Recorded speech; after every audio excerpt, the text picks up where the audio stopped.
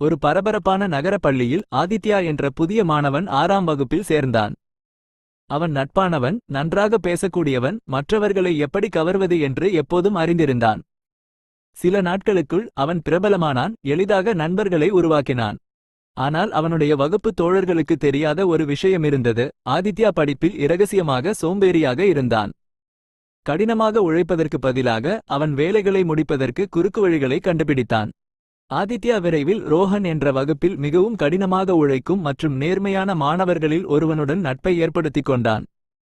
வீட்டுப்பாடம் இருக்கும் போதெல்லாம் ஆதித்யா கூறுவான், ரோஹன், நீ மிகவும் புத்திசாலி. இதை எனக்கு விளக்க முடியுமா? முதலில் ரோஹன் உதவுவதில் மகிழ்ச்சி அடைந்தான். ஆனால் விரைவில் ஆதித்யா கற்றுக்கொள்வதற்கு பதிலாக ரோஹனின் வேலையை நகலெடுக்க ஆரம்பித்தான். தேர்வுகளின் போது ரோஹனின் நோட்புக்கிலிருந்து பதில்களை கூட கிசுகிசுத்தான். ஆதித்யா தனது நண்பன் என்று ரோஹன் நினைத்தான், அதனால் அவன் உதவுவதில் தயங்கவில்லை.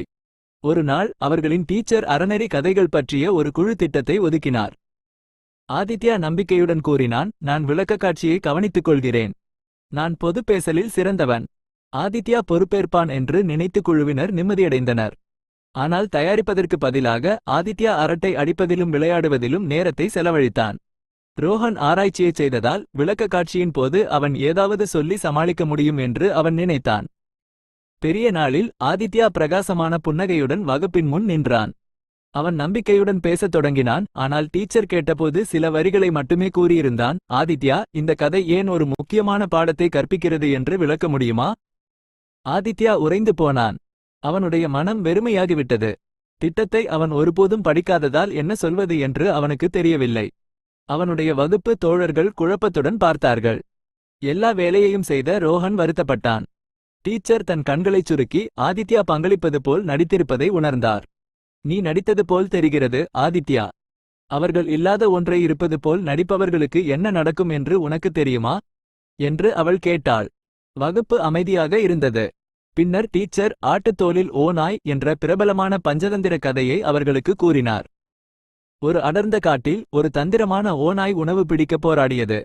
மேய்ப்பர்கள் எப்போதும் தங்கள் ஆடுகளை கவனமாக பார்த்து கொண்டிருந்தார்கள், அதனால் ஓநாய் ஒருபோதும் தாக்க முடியவில்லை. ஒரு நாள் அவன் ஒரு ஆட்டின் தோலை கண்டுபிடித்து ஒரு யோசனை செய்தான்.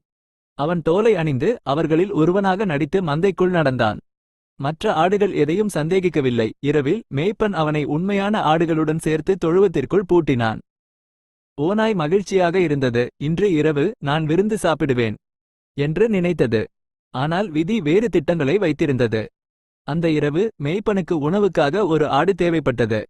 அவன் தோராயமாக மந்தையிலிருந்து ஒன்றை பிடித்தான். அது மாறுவேடமிட்ட ஓநாய் என்று மாறியது. ஓநாயின் சொந்த தந்திரம் அதன் வீழ்ச்சிக்கு வழிவகுத்தது. மற்றவர்களை ஏமாற்றுபவர் சிறிது காலம் வெற்றி பெறலாம், ஆனால் இறுதியில் உண்மை எப்போதும் வெளிவரும். கதைக்கு பிறகு டீச்சர் ஆதித்யாவை பார்த்து, ஆதித்யா, நாம் நகலெடுக்கும்போது அல்லது நாம் இல்லாத ஒன்றை இருப்பது போல் நடிக்கும்போது ஓநாய் போல் இறுதியில் மாட்டிக்கொள்கிறோம் என்றார். ஆதித்யா மிகவும் வருத்தப்பட்டான். அவன் ரோஹனை பார்த்து, மன்னிக்கவும் என்றான். அந்த நாளில் இருந்து ஆதித்யா நகலெடுப்பதை நிறுத்திவிட்டு தனியாக கற்க ஆரம்பித்தான். என்ன தெரியுமா?